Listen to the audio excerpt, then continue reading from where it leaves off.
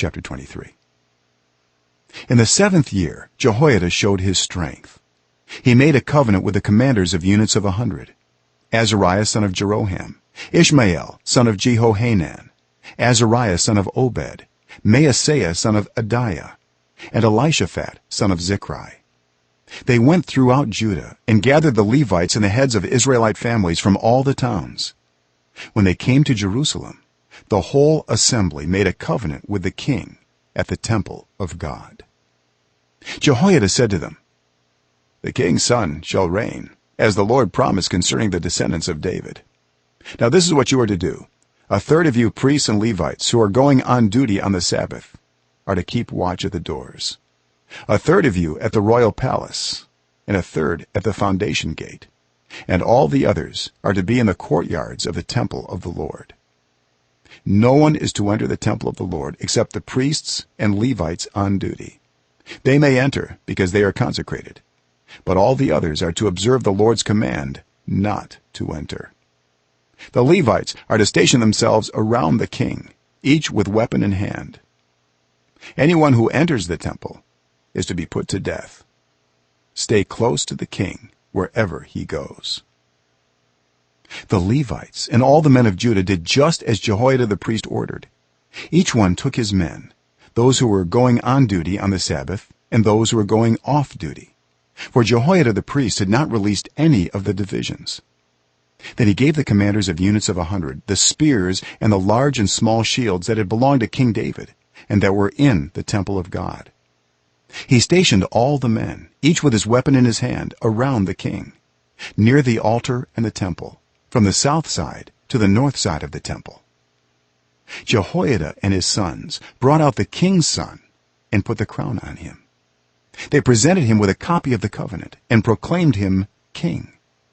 They anointed him and shouted, "Long live the king." When Athaliah heard the noise of the people running and cheering the king, she went to them at the temple of the Lord.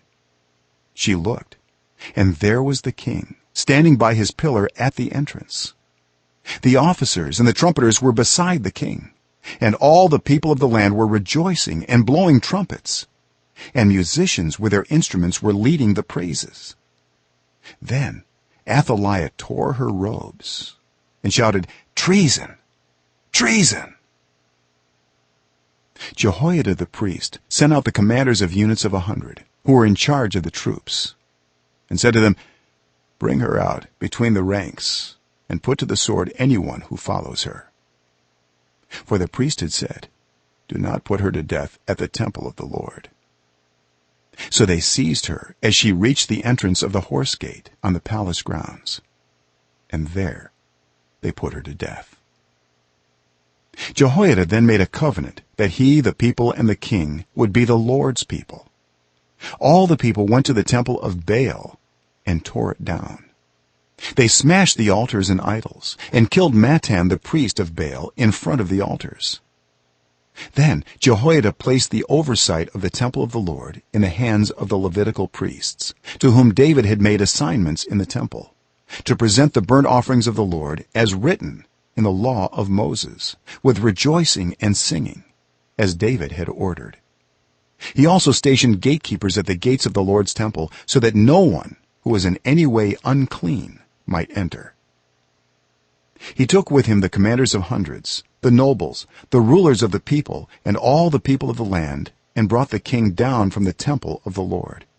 They went into the palace through the upper gate and seated the king on the royal throne.